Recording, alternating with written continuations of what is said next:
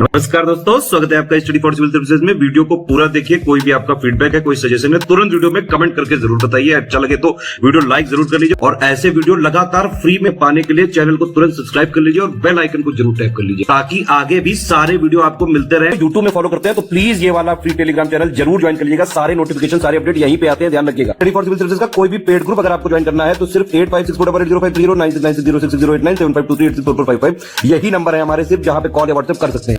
Instagram पे हमारा page जरूर फॉलो कर लीजिएगा, स्टडी फॉर सिविल .सर्विसेज है। ट्विटर पे हमको जरूर फॉलो कर लीजिएगा, @study for civils है। सारे क्वेश्चन अटेम्प्ट करिए और स्कोर अपना तुरंत कमेंट करके बताइए। दोस्तों नमस्कार, स्टडी फॉर सिविल सर्विसेज में आप सभी का स्वागत है। उत्तराखंड पब्लिक सर्विस कमीशन की जो अपर पीसीएस एग्जामिनेशन की अपकमिंग वैकेंसी है, उसके लिए हम लोग लगातार अपनी पेड क्विज को वीडियो फॉर्मेट में देख रहे हैं। इसके लिए हमारे पेड ग्रुप्स भी लगातार चल रहे हैं, आप उसमें एडमिशन ले सकते हैं अपनी पूरी तैयारी के लिए। डिस्क्रिप्शन बॉक्स खोल करके देखिएगा, हमारी कॉन्टैक्ट डिटेल्स वहाँ पे प्रोवाइडेड हैं। फर्स्ट क्वेश्चन से स्टार्ट करेंगे आज का ये वीडियो।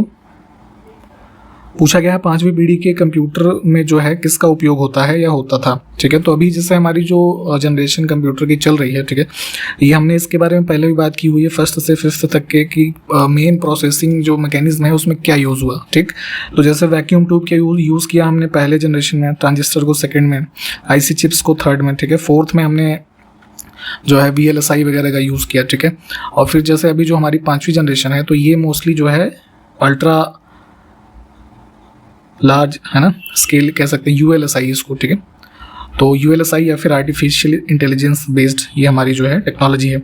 तो इसमें जो है डी विकल्प को हम चुनेंगे।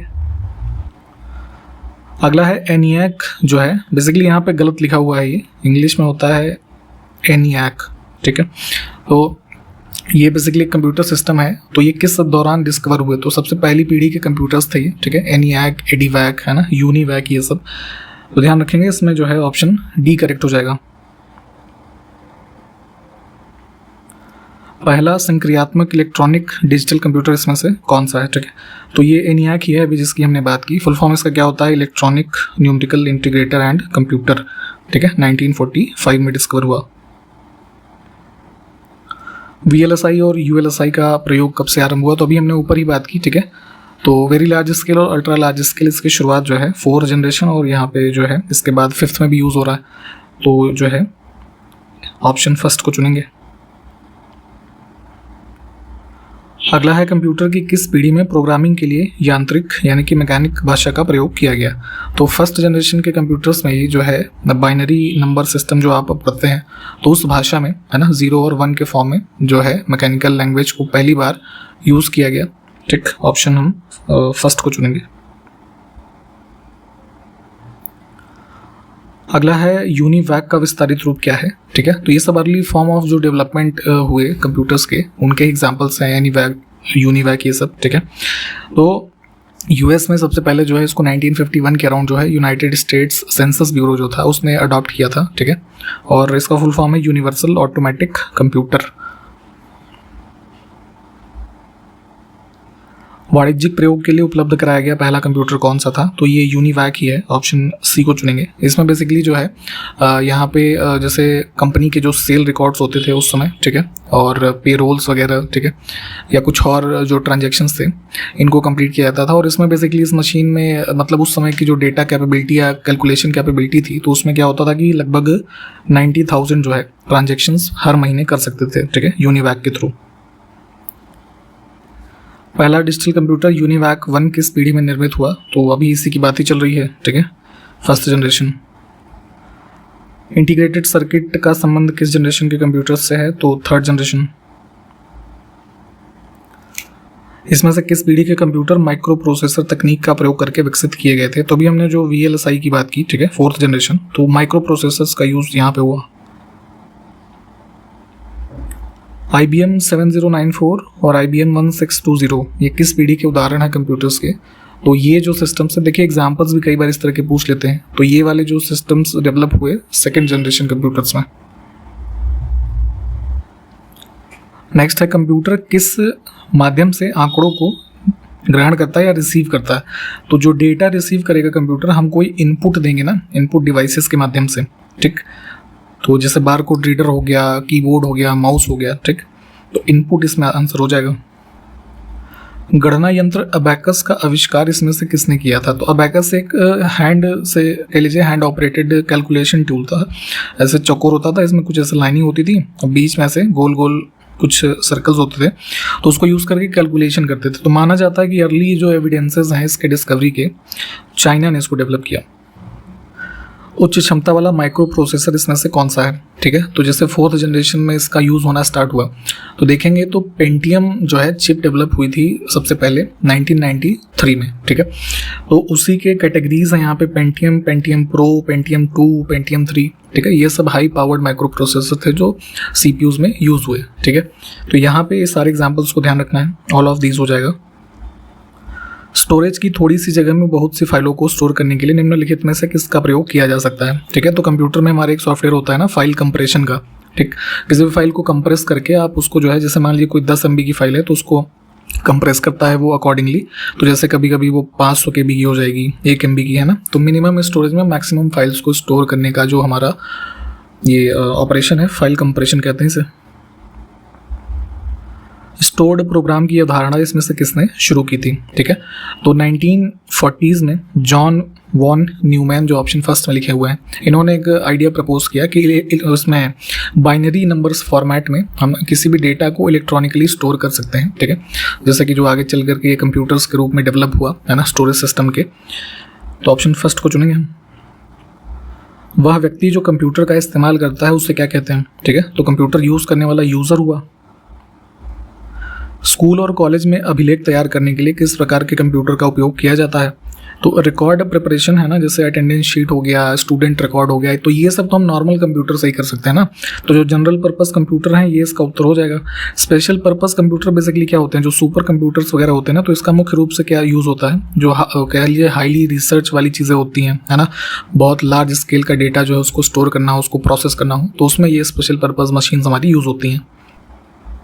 निम्नलिखित में से कंप्यूटर की विशेषताएं हमको बतानी है। तो कंप्यूटर हमारा डेटा को, है ना, एक्यूरेसी प्रदान करता है, स्पीड तो होती है, रिलायबिलिटी भी हम कर सकते हैं कुछ हद तक।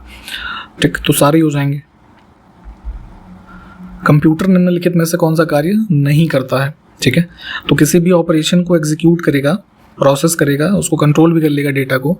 अंडरस्टैंडिंग नहीं है उसकी। अंडरस्टैंडिंग बेसिकली जो प्रोसेस पे आपने उसको डिज़ाइन किया है, आर्टिफिशियल इंटेलिजेंस वगैरह को तो खैर हम वो अलग कंपोनेंट हो जाता है, बट जो बेसिक कंप्यूटर्स हमारे हैं तो उसमें खुद की अंडरस्टैंडिंग उतनी नहीं है। जो जिस डेटाबेस पे वो कार्य कर रहा है उसके रेफरेंस में हमें वो प्रोसेसिंग, कंट्रोल और एग्जीक्यूशन प्रदान कर सकता है। निम्नलिखित में से कौन से गुण कंप्यूटर की स्थिति के अनुरूप लचीले व्यवहार को दर्शाते हैं? ठीक है, तो कंप्यूटर की कौन सी प्रॉपर्टी उसके फ्लेक्सिबल बिहेवियर को दर्शाएगी? तो क्या है कंप्यूटर हमारा, क्या हमको प्रदान करता है?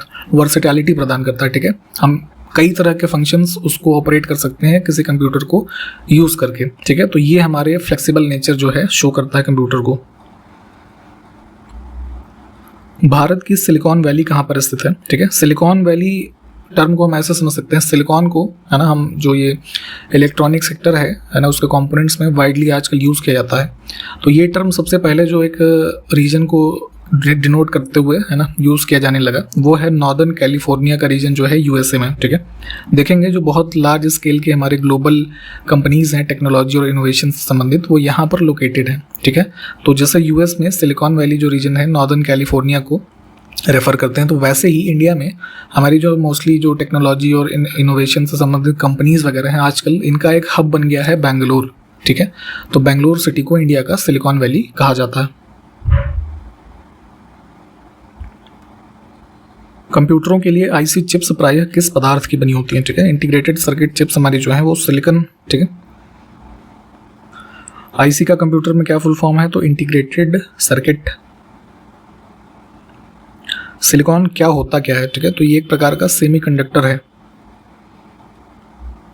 लॉजिक चिप का दूसरा नाम क्या होता है? ठीक है, तो माइक्रो प्रोसेसर को ही जो है लॉजिक चिप के रूप में भी जानते हैं। एकीकृत परिपथ का आविष्कार किसने किया था? Integrated circuit. ठीक है, तो जैक किल्बी, ऑप्शन सी जो है, इन्होंने ही अराउंड 1959 में इसके लिए पेटेंट फाइल किया था। IC चिप्स के द्वारा निर्मित प्रथम डिजिटल कंप्यूटर जो है कौन सा सिस्टम है? तो IBM 360।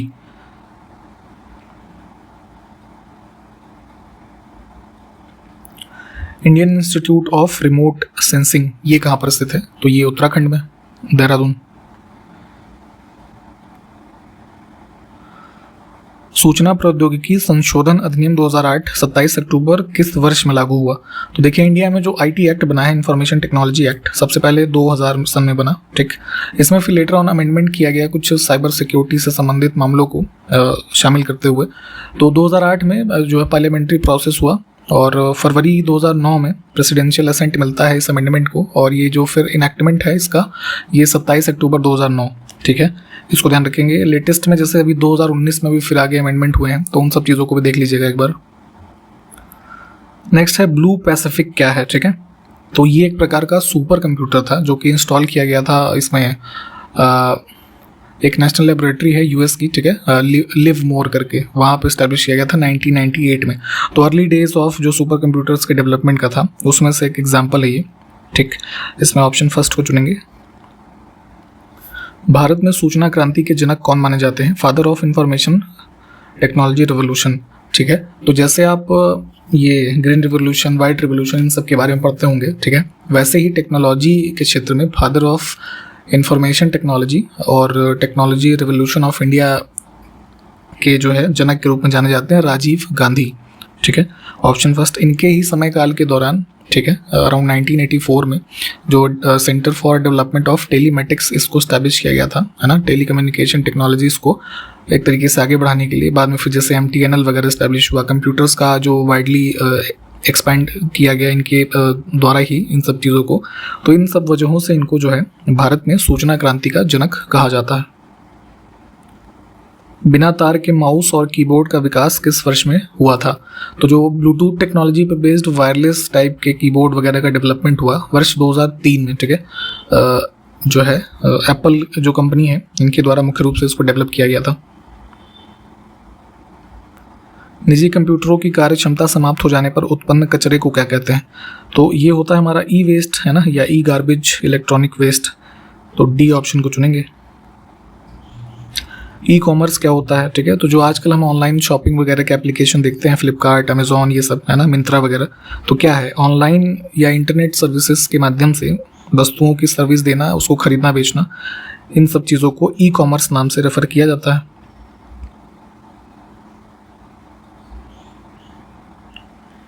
निम्नलिखित में से कौन सी भाभा परमाणु अनुसंधान केंद्र के द्वारा विकसित सुपर कंप्यूटर परियोजना है? तो जो बार्क है ना, भाभा एटॉमिक रिसर्च, इनके इंटरनल यूसेज के लिए जो सीरीज ऑफ सुपर कंप्यूटर्स इन्होंने डेवलप किए हुए हैं, इसका नाम है अनुपम, ठीक है। और जो सीडैक वाला हमारा एब्रीवेशन है वो क्या है? परम, ठीक। इनको ध्यान रखेंगे।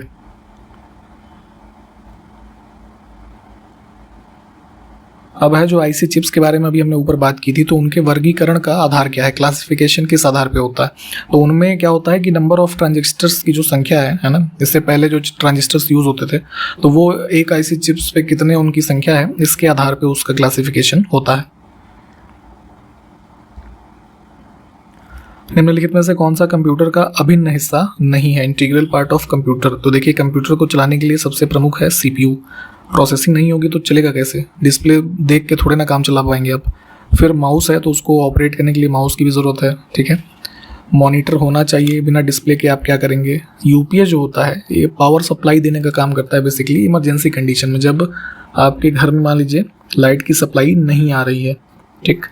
तो अगर लाइट की सप्लाई है, वैसे स्थिति में यूपीएस का कोई काम ही नहीं है। जैसे लैपटॉप का एग्जांपल ले लीजिए, है ना, तो लैपटॉप में यूपीएस का रूप क्या है? बैटरी, ठीक है।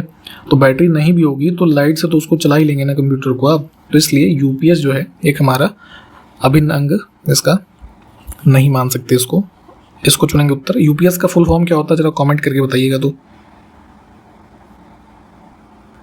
सीपीयू क्या होता है हमारा? सेंट्रल प्रोसेसिंग यूनिट, ठीक है। तो प्रोसेसिंग डिवाइस ही तो हुआ ये। कौन सा पार्ट कंप्यूटर का दिमाग या माइंड कहा जाता है, ठीक है? ब्रेन। तो सीपीयू। देखिए, यूएसबी पोर्ट होता है जहाँ पे आप पेन ड्राइव और डेटा केबल वगैरह को इंसर्ट करते हैं, ठीक है। तो इसका फुल फॉर्म क्या होता है, ठीक है? तो यूनिवर्सल सीरियल बस। कंप्यूटर का मॉनिटर हमारा किस प्रकार का एग्जाम्पल है? तो ये हमारा एक आउटपुट डिवाइस है। कंप्यूटर में गणनाएं करने के लिए कौन सा अवयव मुख्यतः उत्तरदायी होता है। तो देखिए CPU का हमारा जो मेन कंपोनेंट है ALU, अर्थमेटिक लॉजिक यूनिट। तो जो मैथमेटिकल ऑपरेशन या कैलकुलेशन है वो इसके माध्यम से किया जाता है। कंप्यूटर सिस्टम के कार्यों को नियंत्रित करता है इसमें से कौन सा ऑप्शन? तो फंक्शंस या प्रोसेसिंग कौन करता है? CPU। ठीक है, तो ये उत्तर हमारा हो जाएगा। फ्लॉपी डिस्क किस प्रकार की मेमोरी है? तो जैसे आजकल आप हार्ड डिस्क यूज़ करते हैं, पेन ड्राइव यूज़ करते हैं, ठीक है, क्लाउड स्टोरेज यूज़ करते हैं। तो पहले क्या था कि फ्लॉपी डिस्क होती थी बहुत ही कम स्टोरेज, जैसे 1 MB 2 MB है ना, ऐसे छोटे छोटे साइजेस की होती थी। तो ये एग्जांपल किसका है? एक्सटर्नल मेमोरी के साथ साथ सेकेंडरी मेमोरी है ना। प्राइमरी जो हमारी इंस्टॉल्ड होती है कंप्यूटर सिस्टम में वो हो गई, और सेकेंडरी जो है ये इस तरह के जो डिवाइसेस हम अटैच करते हैं। तो इसमें ऑप्शन A और B जो है दोनों को चुनेंगे। नेक्स्ट है निम्नलिखित में से EPROM, एप्रोम इसको पढ़ते हैं, इसका पूरा नाम क्या है? तो बेसिकली ये सब जो है हमारे परमानेंट मेमोरीज के एग्जांपल हैं। ठीक है, तो एप्रोम का फुल फॉर्म होता है erasable programmable read only memory, है ना। तो जो है बी विकल्प यहाँ पे देखिए। निम्नलिखित में से स्थायी मेमोरी, परमानेंट मेमोरी कौन कौन सी है? तो इसमें PROM, एप्रोम, है ना, डबल EPROM, ये तीनों ही हैं। इन तीनों के बारे में पढ़िए। ठीक है, इनके फुल फॉर्म जो है ना, एक का तो हमने बता दिया, 2 का जरा आप कमेंट भी करिएगा। और इसके आगे का वीडियो जो है ना, क्वेश्चंस की सीरीज हम अगले वीडियो में कंटिन्यू करेंगे। तो मिलते हैं अगले वीडियो में, तब तक के लिए नमस्कार, जय हिंद।